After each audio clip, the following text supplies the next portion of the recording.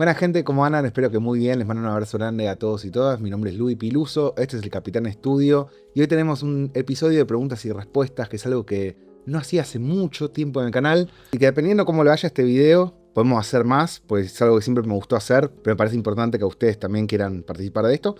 Y tengo preguntas que hice en Instagram hace como 2 meses, perdón. Y nada, justo tenía una horita entre sesiones hoy y me pareció una buena oportunidad para contestar a estas preguntas que me hicieron ustedes y tratar de ayudarles en lo que pueda. Así que vamos a estar hablando de, por ejemplo, cómo darle más presencia, más pegada a un kick en una mezcla, cómo preparo una mezcla desde cero, si tengo alguna filosofía en particular para encararla, cómo cuido mis oídos, las recomendaciones que les voy a dar son muy importantes. Otra me pregunta si alguna marca de pie de micrófono tengo para recomendar. Preguntas de personas que quieren dedicarse a la producción musical, a la mezcla y al mastering y no saben cómo empezar a conseguir trabajo. Después, estrategias de marketing para sacar un disco, por ejemplo. Vamos a hablar de buenos auriculares cerrados, dónde se ponen los micrófonos de ambiente en general, mi limitador de máster favorito, cómo corregir cosas que estén desbalanceadas en nuestra escucha, en nuestra respuesta de frecuencia en nuestra sala, relación de bajo con bombo, ya la segunda pregunta de ese tipo, qué tan atrás poner la batería en una mezcla, y con eso creo que vamos a estar hablando mucho tiempo. Voy a ir dejando también en el timeline de este video como los distintos segmentos para que si querés ir a alguna pregunta específica puedas ir. No te olvides igual de dejar un like y suscribirte, es completamente gratis. También puedes dejarme tus consultas abajo, porque si tenemos una buena cantidad de consultas abajo que estén interesantes y que le pueda servir a la gente, estoy súper abierto a hacer otro de estos videos, pero necesito que vos me lo hagas saber. Y este video tiene de sponsor a DistroKid, que es la agregadora digital que te permite subir tu música a todas las plataformas virtuales que ya conoces, desde Spotify, iTunes, Apple Music, Deezer, YouTube Music, Amazon, TikTok, todas. Y lo que tienen ellos es que con un plan anual de algo por encima de $20 por año, vos podés subir toda la música que quieras mientras sea de tu autoría y te quedás con un 100% de las regalías. Además de eso tienen un montón de funciones muy interesantes para cuando tenés una banda y querés dividir porcentajes, además de herramientas de promoción para lanzar tu material. Nos dieron un descuento de un 7% para todos ustedes, así que eso te lo voy a dejar abajo en la descripción por si ya estás listo o lista para subir tu música hoy. Empecemos con el video, ¿les parece? ¡Salute! Bien, la primera pregunta de Lolo Bianchi es: quiero darle más pegada a mis kicks, pero siento que pierden cuerpo y cola en la mezcla. ¿Tips? Sí. Bien, lo primero que siempre voy a decir, que por ahí es el comentario más obvio, pero que muchas veces se subestima, es que si el sonido está bien tomado y está bien elegido para la producción, uno no necesita utilizar herramientas mágicas de mezcla para que suene tu kick, para que suene tu bajo y otros elementos. La realidad es que si uno tiene que elegir bien la textura y timbre de cada uno de los instrumentos en una canción, y si los elegiste bien, es muy poco lo que tenés que hacer en tema de procesamiento. Ahora, si por ahí la canción tiene muchos elementos y hay que hacer que ese kick corte bien en la mezcla, lo que te recomiendo es utilizar un plugin como puede ser el Sud 2. Y lo que vas a hacer es que si vos por ejemplo tenés un canal, acá tengo una sesión completamente vacía. Desde tu canal de kick vas a enviar un bus, que por ejemplo acá tengo uno que se llama Kick SC, que lo nombré yo, o sea es un bus común, que quiere decir Kick Sidechain. Y entonces vas a poner ese bus en pre-fader, apretando Alt y clic se pone el fader en 0. Y a otros grupos de instrumentos, como puede ser el bajo, la guitarra, sintetizadores, lo que vas a hacer es aplicarle, por ejemplo, el Sud 2, que te permite tener las funciones sidechain. Y entonces yo, por ejemplo, acá lo cargo el Sud sobre el bus de bajos. Y voy a apretar el botón de sidechain y voy a seleccionar la entrada de kick de acá.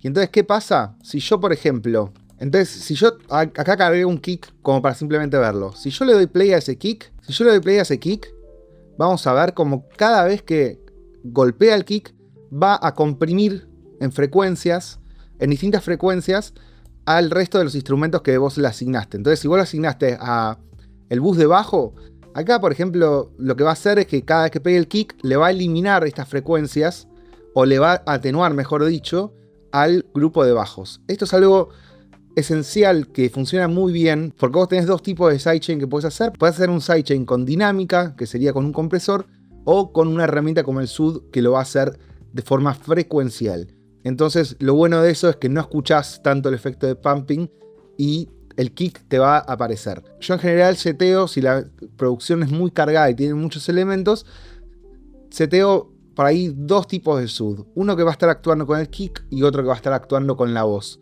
Y si por ejemplo tuviera una línea de bajo que es esencial para la canción y que a veces queda tapada por el resto de los instrumentos, voy a utilizar la misma técnica. Cosa de que siempre que aparezca ese instrumento que quiero escuchar, que quiero que tenga más pegada, aparezca más adelante.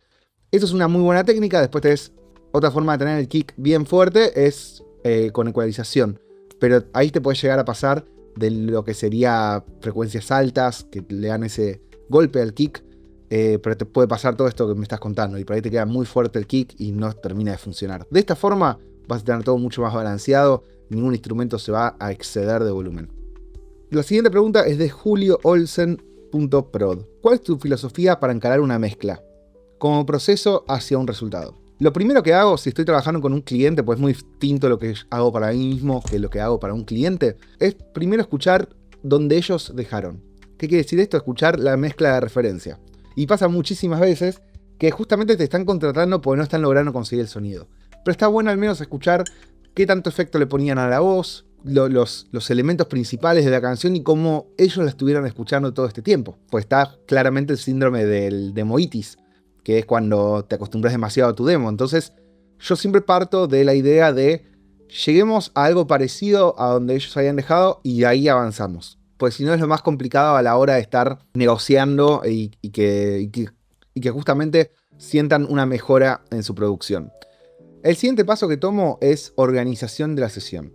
Yo tengo acá un template que si quieren que haga un video detallado, esto es por ejemplo mi template completo, son todas carpetas que todas se extienden y se extienden muchísimo. Tenemos un montón de cosas de grabación, de producción, cadenas, todas desactivadas, pero listas para ser cargadas en cualquier momento. Yo lo que hago es tengo lo que llama una carpeta que se llama Routing Folders, en el cual lo primero que hago es importar todos los canales de batería a una carpeta de batería, todos los canales de bajo a una carpeta de bajo, todos los canales de guitarra a una carpeta de guitarra, sintes, efectos, voces y coros. No tiene ningún plugin, está completamente vacío, pero lo primero que hago es asignarle un lugar a cada grupo de instrumentos. Pues si yo ya trabajo de esta forma, sé que todas mis producciones y mezclas van a estar trabajadas de esta forma, entonces cada vez que abro algo es muy fácil saber dónde voy a encontrar las cosas, y no solamente eso, sino que ya está más o menos, ya está armado para que yo pueda procesar ese grupo de instrumentos súper rápido, súper fácil, no tengo que perder tiempo creando canales. Y también cuando me piden un export del multitrack después de mezclar una canción, tengo todos los canales de batería metidos adentro y los puedo exportar de forma individual, más la batería procesada. Esto te va a ayudar a tener un orden, y por ahí los primeros 40 minutos de una mezcla los perdés, entre comillas perder, pero los gastás simplemente organizando. Por colores, tengo una serie de colores que utilizo para todos los instrumentos. Y después acá abajo, por ejemplo, tengo para el template vocal, que se lo cargo a veces al que llama más BX Folder. Tengo toda una cadena para las voces lead, donde tengo un montón de auxiliares y procesos. Tengo una carpeta para las voces dobles, las voces dobladas. Tengo una carpeta para los coros, una carpeta para las armonías. Y son por ahí tres cosas que se podrían utilizar en una sola, pero si por ejemplo tengo eso, voces dobladas, tengo armonías y después tengo coros todos juntos, ya tengo distintas cadenas armadas que van a funcionar entre sí. Y lo mismo, tengo una carpeta con otras cadenas más de cosas que fui agarrando de distintos artistas y distintos productores en caso de que alguna las quiero probar, como una cadena de procesos vocales de Dua Lipa. También tengo una de Rosalía, de Travis Scott y cosas así, que en caso de que quiera probar algo distinto para mi canción lo tengo todo a mano. Así que eso es más o menos cómo empiezo el proceso de mezcla y de filosofía de una canción. La siguiente pregunta, que es muy buena, de retro.digger, que me pregunta: ¿cómo cuidas tus oídos en la vida constante de productor? Bien, la primera regla de todas, y tengo justo acá para mostrarles, traten de evitar este tipo de auricular en todo lo que puedan. Más si te dedicas a la música y a la producción. Estos me los compré solamente para cuando tengo que ir a algún lugar en moto y necesito escuchar la dirección de donde estoy yendo. Y nada más. Yo uso in-ear solamente cuando estoy ensayando, en proyectos donde me sumo con los teclados o con algo así. Y una de las claves es ponerse encima del in-ear algo así, que es tipo un auricular de protección. Por ejemplo, lo que usan la gente que trabaja en obras de construcción. Porque esto te va a proteger muy bien los oídos. Y te va a permitir justamente tener el in-ear con un volumen mucho menor. Vos lo que querés es, si vas a tener algo metiéndose en la oreja, que sea el volumen más pequeño posible y utilizarlo por muy poco tiempo. Usarlo solamente para los ensayos y después darle respiro a tus orejas. La otra clave es trabajar a volúmenes bajos. Esto no... O sea, el oído no tiene vuelta atrás. Hay ciertas cosas que sí se pueden mejorar, pero la realidad es que con el paso de los años vamos perdiendo nuestra audición, vamos perdiendo ciertas frecuencias y hay que tratar de, si vamos a trabajar de esto, tenemos que mantenerlo lo máximo posible. Entonces, en el proceso de mezcla, en el proceso de una producción, va a haber momentos donde por ahí pongo fuerte para escuchar cómo está sonando fuerte, pero si tu manera de disfrutar la música es escuchando la música fuerte, reacostúmbrate porque te vas a quedar sin oídos y justamente no es lo ideal. Así que volúmenes bajos para trabajar. Dareu.cpr me pregunta, ¿alguna marca de pie de micrófono de buena calidad para recomendar? Mira, los pies de micrófono son algo que son muy caros. Tenés los que son muy baratos, que no los recomiendo para nada, porque se te rompen enseguida, pero enseguida. Yo te recomendaría desde los Samsung en adelante. Yo acá en el estudio tengo muchos de los que son de Samsung, que los compré, que ya los tengo hace como 10 años, y no se me han roto. Funcionaron re bien. Y lo único que a veces, si tenés un micrófono que es pesado, podés comprarte bolsas de pesas, como las que usa la gente que hace pilates, que salen muy baratas, y se las pones en la base y se lo pones en el pie. Y eso te permite tener micrófonos súper pesados y con un pie relativamente económico y no gastaste mucho en las pesas. Eso es un truco que funciona muy bien. Si vos querés un pie de micrófono sea realmente pesado, ya estás hablando de un pie que cueste $1000 y que es muy difícil justificar una compra así. Aunque yo diría que si vos vas a tener un micrófono caro, que no lo pongas jamás en un pie de micrófono barato. Otro truco es que siempre el micrófono tiene que estar apuntando en la misma dirección que una de las patas del pie de micrófono, porque eso va a ayudar a que no se vaya para adelante. Lautaro Ruétalo me escribe: deseo fervientemente laburar ya mismo en producción, mix, mastering, estudié en Texon e invertí. Bien, eso es algo que siempre recibo consultas porque es una realidad, ¿no? Como que le pasa a mucha gente. O sea, todos invertimos en una educación y muchos fuimos a estudiar. Y nos pasa de que terminás de estudiar y decís, ¿qué pasó? ¿Dónde está el trabajo? Y es algo muy duro y que conozco muchos de mis compañeros de facultad que no pudieron terminar dedicándose a esto y que por ahí la vida o la familia misma, como que después de ver un tiempo que pasaba que no funcionaban las cosas, terminaban abandonando. Lo primero que voy a decir es, acá gana el que se queda. Y las cosas suceden a distintos ritmos para distintas personas. A veces ves personas de 20 años que ya están trabajando en hits de canciones enormes, pero esos son uno en 100.000 personas, uno en 1.000.000. O no sé, estoy tirando números por tirar, pero realmente no es el factor común. El factor común que veo de gente que ya está establecida en la industria o trabajando con cierto ritmo y que pudiendo dedicarse solamente a eso, son personas de 30 y largos y 40 y pico, y ahí como se empieza a terminar de armar, ahí se termina de armar el negocio de cada uno. Está buenísimo que hayas estudiado. El estudio no se termina con la facultad es una base de formación.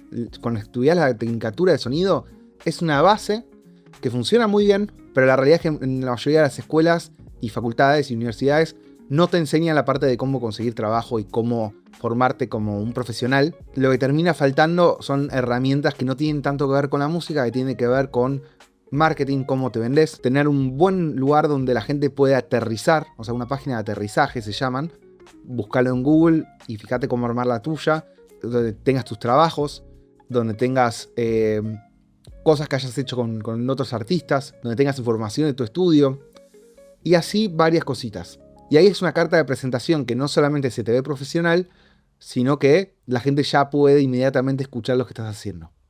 Y otra regla que siempre tuve es, cuando no hay trabajo, generate tu propio trabajo.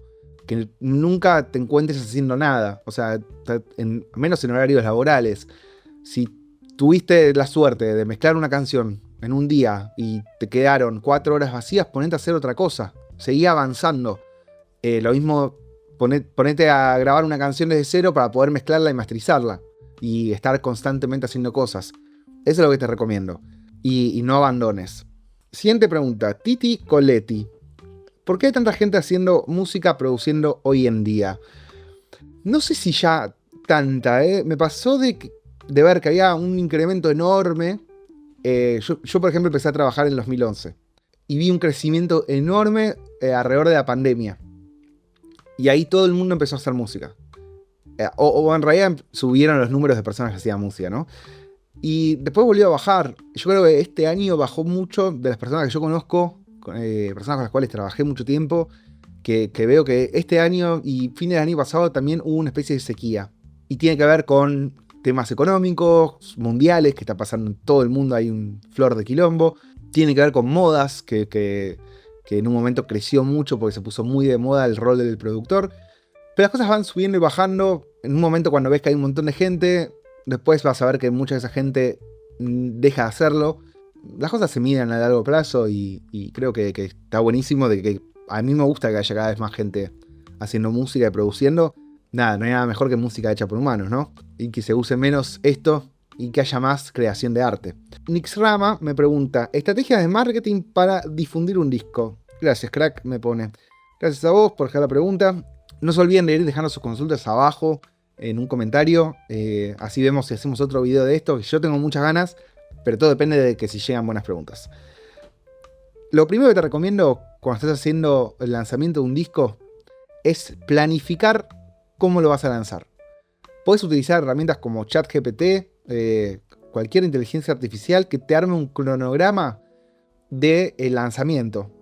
Hay también canales de YouTube que se dedican a lanzamientos de canciones. Entonces yo empezaría por ahí. Que te armen un cronograma, vos vayas eligiendo cuáles te gustan y cuáles sentís que son, que te representan. No hagas solamente lo que te dice un video, solamente lo que te dice el ChatGPT o lo que sea.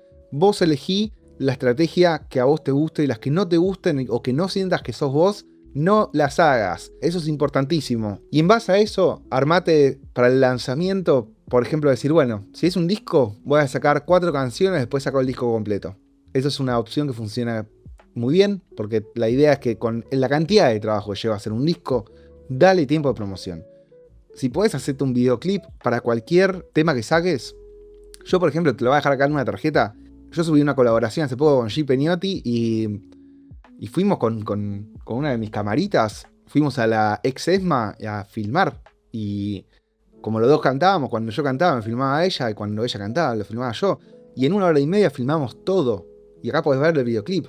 Y no fui con la cámara que tengo acá en el estudio, fui con una cámara mucho más tranca, así como de mano, que es casi como un poquito mejor que un celular, pero no mucho, que es la DJI Osmo 3. Entonces es simplemente eso. No esperar que haga otra persona, editalo vos, empezar a lanzar. Si tenés presupuesto para contratar a otras personas, mejor aún, pues vas a poder tener un mejor resultado, pero que no te frene temas presupuesto. Armate una estrategia, subí la canción, subiste 4, después subí el disco entero y promocionalo por mucho tiempo. No pares de promocionar. O sea, como que pasaron 2 años, seguí hablando de tu disco. Yo tengo mi disco Blue que salió hace un par de años y todavía lo tengo abajo en la descripción para que lo vayan a escuchar si lo quieren ir a escuchar. Y si te gustó, también déjamelo saber en los comentarios. Los músicos siempre pecamos de dedicarle toda la atención a la música y no al lanzamiento. Ahora, acá me preguntan, Axel MVP 2025. Hola. ¿Cómo se usan los micrófonos de ambiente? ¿Dónde se ponen y qué proceso? Lo primero es pensar en qué tipo de ambiente querés conseguir. Porque a mí me pasaba al principio de pensar que necesitaba un room, necesitaba un micrófono de ambiente y simplemente lo ponía en cualquier lado y después lo comprimía al palo y bueno, para ahí no me terminaba sirviendo. Lo primero es, ¿qué es lo que estás buscando recibir del resultado? Si tu batería querés que suene muy grande, sí, utiliza un room, andá probando. Por ejemplo, podés ver el video que yo subí del micrófono del AEA R88, que es increíble, el mejor micrófono que probé en mi vida prácticamente. que es un estéreo de cinta. Y ese micrófono sirve tanto para rooms y para largas distancias, porque capta muy bien a larga distancia y suena muy bien e íntimo cuando estás cerca. Y en ese video yo te voy mostrando cómo suena a distintas distancias de un piano, de una batería, utilizándolo desde arriba, también utilizándolo a la altura del bombo y lo voy alejando.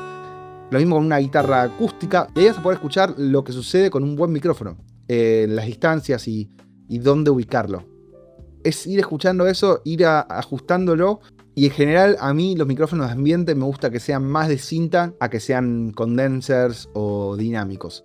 Porque en general el micrófono de ambiente busco que no sea tan estridente su sonido y que sea más redondito, más cálido, y que esos sonidos se prestan mucho más a meterle por ahí una fuerte compresión para acentuar. Yo muchas veces utilizo, en vez de reverb en una batería, utilizo estos micrófonos de ambiente con mucha compresión y se lo voy subiendo a la mezcla y eso genera que sea un sonido mucho más grande. Siguiente pregunta de Fabri SHX. ¿Buenos auriculares cerrados? Sí. Tengo dos de presupuestos muy distintos. Uno vale la 10ª parte del otro. Es importante tener buenos auriculares cerrados para cuando estás grabando. Acá tengo los que serían los más accesibles, que cuestan $100 y pico, que son de Adam Audio, que están muy buenos. Te cierran muy bien y tienen muy buena respuesta. Son livianos, son auriculares que no tendría ningún problema en llevármelos, en viajar con ellos, y te cierran muy bien la oreja. Y no suenan estridentes ni dolorosos. Esa es la primera opción que te recomiendo si vos querés algo que sea accesible dentro de un rango profesional. Después, si ya querés tener lo mejor de lo mejor, lo mejor que yo probé en auriculares cerrados hasta ahora son estos, los Odyssey LCD XC. Son auriculares cerrados, son pesaditos, son grandotes. Pero grabar con esto es un placer enorme, porque escuchás muy bien los graves, escuchás mucha definición. Es como tener monitores acá, directamente. Monitores de muy buena calidad. Son excelentes auriculares, pero ya es una gama mucho más alta. Hice videos de ambos auriculares, si lo quieren ir a chequear después. También voy a dejar links abajo si les sirve ir a verlos. Pero son dos gamas completamente distintas. Bien, vamos con otra pregunta. Me pregunta, ¿cuál es tu limitador de mastering favorito? Supongo que me estás hablando de plugins, ¿no? Yo lo que utilizo mucho con tema de plugins para el master es el B-Clip, que este me lo recomendó Javi Fraquia. Excelente clipper, muy buen clipper, suena muy bien. Y ahí lo primero que hago es robarle 1 dB, 2 dB a la canción. Y después de ahí utilizo el Pro L2 de FabFilter y voy cambiando los distintos modos que tienen y voy escuchando cuál funciona mejor para la canción y cuál me está destruyendo menos el audio. Yo en los limiters trato de comprimir muy poco, trato de ir a 1 dB, 2 dB de compresión máximo y lo voy trabajando desde la mezcla, cosa que cuando llego al master no tengo picos tan altos como me podría pasar si no voy controlándolo antes. También tengo mi cadena analógica acá abajo y hay uno que es el que tengo acá, que es el 176, que es un limitador de válvulas. Y ese suena muy bien. No lo uso como limiter del L2, sino es un compresor que funciona tan rápido que es considerado un limitador. Con ese también comprimo muy poquito porque se escucha mucho si te pasás. Entonces ahí también un dBcito y voy acumulando a poquito hasta poder ir subiendo el volumen sin destruir el audio con un solo plugin. Entonces eso recomendaría siempre de poner varias etapas, hasta si tengo que comprimir mucho con un Pro L2, por ahí lo pongo varias veces y comprimiendo 1 dB en cada una de sus etapas. Así no hace mucho trabajo de una. Nick.flp. Estoy centrado frente a mis monitores donde la mix se escucha perfecto, explota de low. Entonces no estoy entendiendo si se escucha bien o se escucha mal. O sea, si empecemos por la idea de si explota de low quiere decir algo malo, lo que te voy a recomendar, el primer factor es pensar dónde están ubicados los monitores. Los monitores tienen que en general estar ubicados dentro de 1/3 de la sala, no pegados contra la pared, si vos tenés una sala rectangular como la que tengo yo acá, que los monitores estén apuntando hacia el lado más profundo de la sala. No tenerlos en una esquina, no tenerlos en el plano horizontal, si lo podés, no tenerlos en la parte horizontal del rectángulo, si lo podés evitar, para que no tenga el rebote de la pared lo más cerca posible de atrás, ni atrás de los monitores, ¿viste? Que haya un espacio. Yo acá tengo 1,5 metros, algo así, antes de que llegue a la pared. El segundo paso sería ver si desde el monitor mismo lo podés corregir, esa respuesta de acentuación de graves. Otra solución sería ver si por el tamaño de tu sala y de control, el tamaño de los monitores es el adecuado. A veces si uno tiene una sala pequeña conviene tener un monitor más pequeño de tamaño y quizás complementarlo con un subwoofer. Entonces lo tenés ahí ya dividido y no está un solo monitor de 8 pulgadas llevando todo. En general a mí me gusta mucho más esos seteos de un monitor de 5 pulgadas con un subwoofer a un monitor de 8 pulgadas de 2 vías, digamos. Y lo que te recomendaría finalmente, puedes utilizar un software como el Sonarworks, el Sound ID Reference, que te deja al menos ver cuál es el problema de tu sala. Hice un video hace poco mostrando la calibración en Atmos, que lo probé para la sala de acá. Y lo que está bueno es al menos con eso podés ver cómo responde tu sala. Dónde tenés picos, dónde tenés pozos, cosas así, y de ahí puedes ir corrigiendo. Y ellos también tienen un periodo de prueba de como 21 días. Me pasaron el link, te lo voy a dejar abajo para que lo chequees también. Y ahora Tino y las gravetas me pregunta, kick adelante del bajo, mismo volumen atrás del bajo. Bien, eso es muy dependiente de la canción. Hay canciones donde tenés un bajo que es completamente líder y que el kick lo único que tiene que hacer es apoyar y empujar ciertas notas de ese bajo. Entonces ahí el kick iría atrás. Hay otras canciones donde el bajo por ahí son notas largas, súper graves, y que cumple más un rol de estar ahí estacionado abajo, y que el kick tiene que ser el que sobresale. Eso es muy dependiente de la canción. Entonces no me enroscaría en que traten de estar al mismo volumen. Sí, lo que hago siempre es trabajar primero la voz con la bata y el bajo.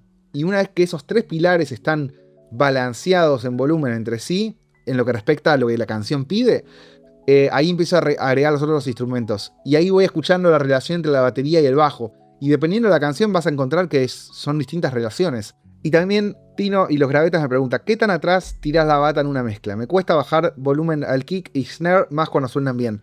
Bueno, eso lo veo mucho en productores bateristas y mixers bateristas. Que en general, como lográs armar el sonido de bata y te queda como súper pum para adelante con toda la fuerza, como que te cebás y lo dejas muy fuerte. Lo que yo recomiendo en esos casos es tomate unos minutos, andar una vuelta, cambiar el volumen de tu monitoreo, dejarlo sonando, andate a prepararte un mate a la sala de al lado, lo que sea, pero tomá una nueva perspectiva. A veces cuando bajás el volumen y lo escuchás muy bajito el tema, te das cuenta automáticamente que por ahí el redoblante estaba muy fuerte. Y de vuelta, el volumen de la bata atrás o adelante en una mezcla es muy dependiente de la canción. Hay canciones viejas de los 60 donde la batería está muy atrás y no me disgusta, me gusta a veces. Es muy conceptual y es muy depende del género. Hay géneros donde, no sé, en el trap, en el urbano, el kick tiene que estar acá adelante. Es el líder de la canción. En el metal también tiene que sonar todo súper con mucha pegada, porque depende de eso.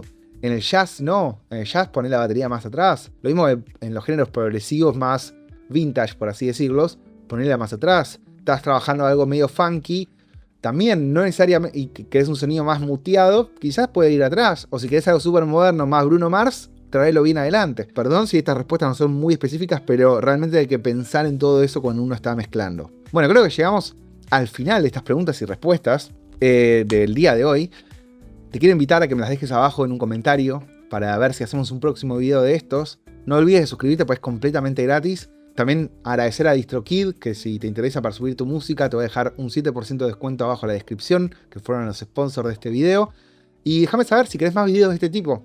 A mí me encantan, y me encanta poder darles una mano, y espero que los consejos te hayan servido, y espero que hagan mucha música esta semana. Les mando un abrazo enorme, mi nombre es Luis Piluso, y nos vemos en el próximo video.